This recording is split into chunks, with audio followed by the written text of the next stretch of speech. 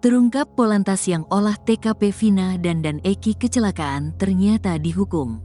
Sudah lama dimita perhatiannya, barulah kini Komnas HAM menyatakan bahwa ada pelanggaran HAM yang dilakukan anak buah Ibtu Rudian pada terpidana kasus kematian Vina dan Eki. Pernyataan yang dinilai terlambat karena terpidana kini tinggal menunggu waktu saja untuk putusan sidang peninjauan kembali, PK. Dan tentu saja pernyataan Komnas HAM tersebut dinilai sudah tak banyak gunanya lagi. Jika saja sejak awal di tahun 2026 Komnas HAM merespon apa yang dikeluhkan terpidana, tentu saja lain ceritanya kuasa hukum Saka Tatal dan Sudirman, Titin Prialianti menanggapi pengungkapan Komnas HAM terkait adanya pelanggaran yang dilakukan anak buah Ibtu Rudiana di kasus Vina Cirebon. Menurut Titin Prialianti, pengungkapan itu sudah terlambat dilakukan oleh Komnas HAM. Apalagi saat ini para terpidana kasus Vina tinggal menunggu putusan hasil peninjauan kembali, PK. Namun meski begitu, Titin Prialianti menilai hal ini menunjukkan adanya kemajuan. Walaupun sudah sangat terlambat, tapi buat saya ini kemajuan, jati diri Komnas HAM sudah mulai kelihatan, kata Titin Prialianti dikutip dari YouTube Nusantara TV, Jumat, tanggal 18 November tahun 2024.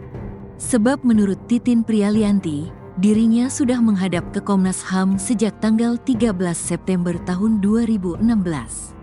Saya menghadap Komnas HAM, kemudian juga memaparkan apa yang terjadi, karena dalam surat yang saya kirimkan ada 9 item, kata Titin Prialianti. Dalam surat itu, kata Titin, dirinya menjelaskan secara rinci apa yang terjadi di tahun 2016 sejak tanggal 31 September sampai ia menghadap Komnas HAM.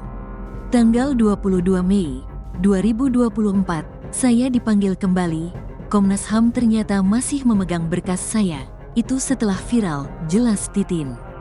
Polantas malah dihukum soal pelanggaran kode etik yang dilakukan anak buah Ibtu Rudiana, kata Titin Prialianti. Dirinya tidak pernah mengetahui hal itu.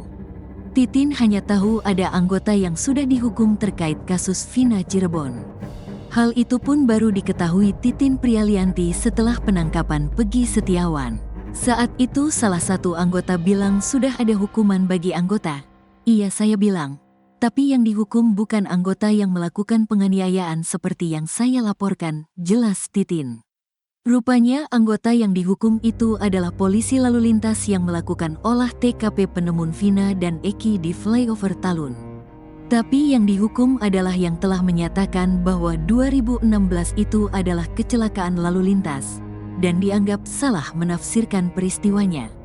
Kan yang dihukum dari Polsek Talun, Beber Titi. Sementara soal ungkapan Komnas HAM bahwa anak buah Ibtu Rudiana sudah menjalani sidang etik, dirinya tak pernah tahu. Terkait kode etik yang penganiayaan, saya justru tidak dengar itu. Yang saya dengar tahun 2017 yang dihukum itu yang melakukan olah TKP kecelakaan, kata dia lagi.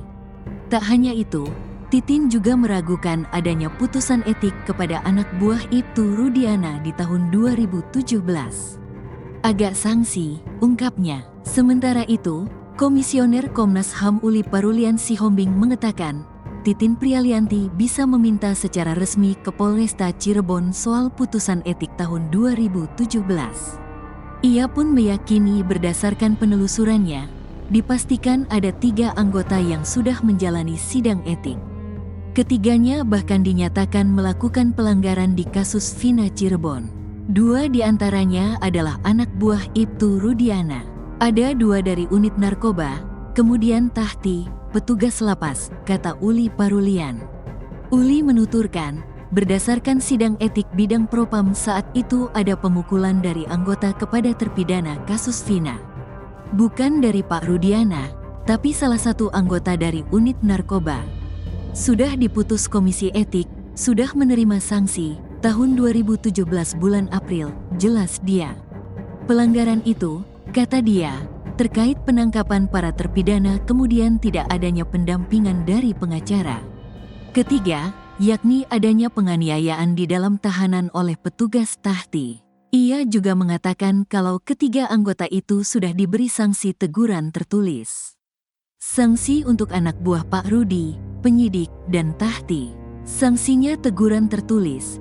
Yang saya tahu itu, kami juga belum dapat salinan putusan resmi, baru amar putusan, jelas dia.